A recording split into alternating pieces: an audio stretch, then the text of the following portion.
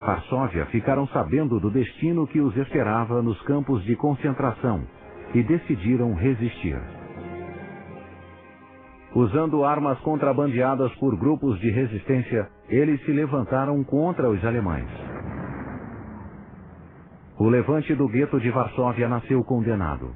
Armados de artilharia e tanques, os alemães esmagaram qualquer resistência. Muitos judeus foram mortos e os outros foram enviados a campos de concentração, mas a notícia da situação se espalhou.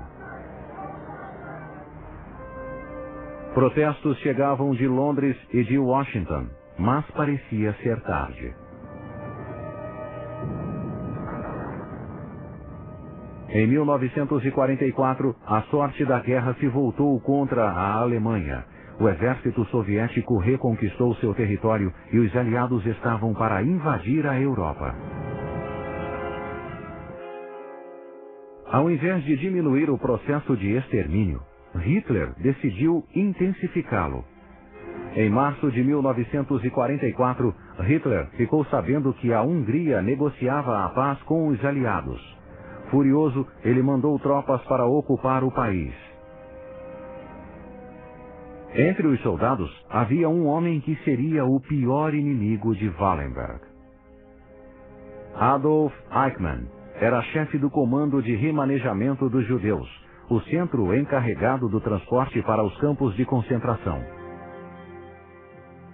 Ele estava encarregado de destruir a última porção substancial de judeus da Europa Central. No final da primavera, todos os judeus que viviam fora de Budapeste foram reunidos e enviados aos campos da morte. Desta vez, porém, a comunidade internacional estava atenta e não ficou inerte. Vários países emitiram passaportes de proteção para os sobreviventes.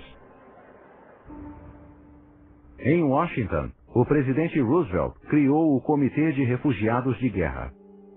Seu chefe Henry Morgenthau pediu ajuda à Suécia, que era neutra. O empresário Kalman Lauer recomendou um nome: Raoul Wallenberg. A responsabilidade de Wallenberg seria imensa, mas ele aceitou. A meia-irmã dele, Nina Lagergren, se lembra quando ele saiu de Berlim para Budapeste. And he wanted the delegation to order a night train ticket to Budapest. And then Ambassador thought it would be very nice for me if he stayed on another day. So he didn't order that night, but the night after.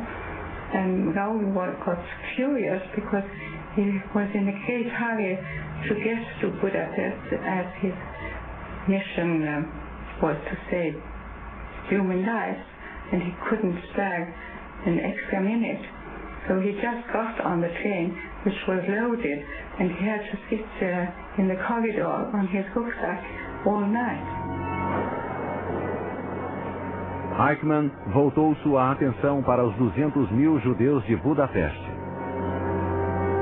Em 7 de julho, o almirante Horthy, o líder húngaro, decidiu interromper as deportações de Eichmann. Foi apenas uma medida temporária. 2 dias depois, Wallenberg chegou. Per Anger foi o diplomata sueco designado para assisti-lo.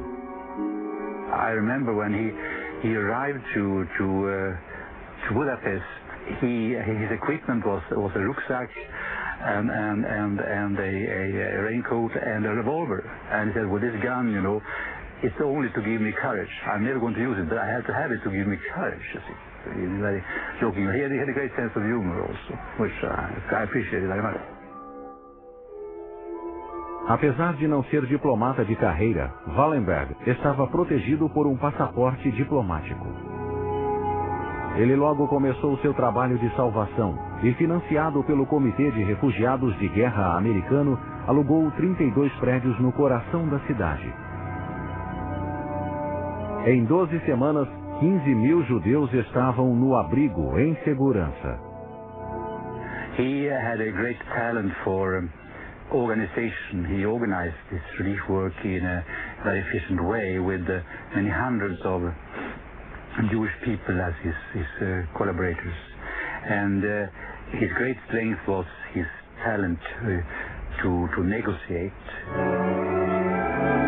400 judeus voluntários o ajudaram a distribuir quase 14 mil passes. Autorizados pelo governo sueco, os passes garantiam proteção na viagem das pessoas até a Suécia. No entanto, 14 mil passes eram quase o triplo do número permitido. Wallenberg montou escolas, cantinas e hospitais para os refugiados, uma verdadeira cidade dentro da cidade. Ele e seus ajudantes trabalhavam dia e noite. People came up to the embassy daily, asking for help and asking for these passports. The word has gone very fast, so we had to keep up night work, and it was almost every night somewhere else, because we knew that the Germans and the Hungarian Nazis were after us. A ação de Wallenberg fez com que outros diplomatas neutros, como o suíço Karl Lutz, se dispusessem a ajudar. Como resultado, um gueto de 50 mil judeus se formou na margem direita do rio Danúbio. Mas em outubro de 1944, o inevitável aconteceu. Sabendo que Hort negociava com os soviéticos, Hitler derrubou seu governo.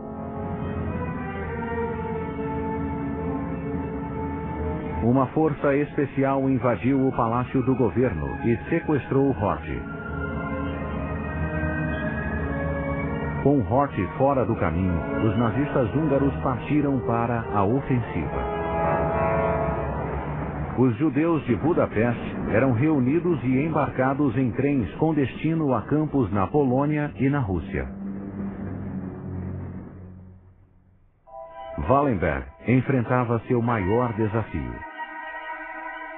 Ele se confrontava diretamente com o regime nazista e exigia a soltura dos judeus em cativeiro. Também devia documentar as atrocidades nazistas e por isso usou os serviços do fotógrafo Thomas Veres. Ele disse a Veres que seria seu fotógrafo oficial, mas que o trabalho devia ser levado a cabo em segredo. Ele poderia ser morto se fosse visto tirando fotografias, como esta onde se vê Wallenberg com as mãos para trás, negociando a soltura de judeus.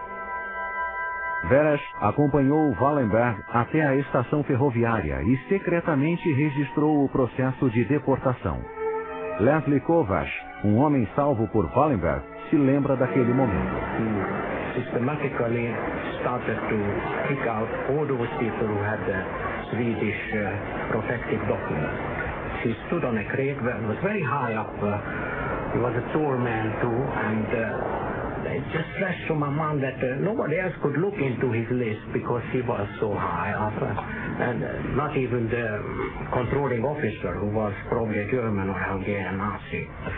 And it flashed to my mind, he might have a list of Swedish opera singers, as far as I know.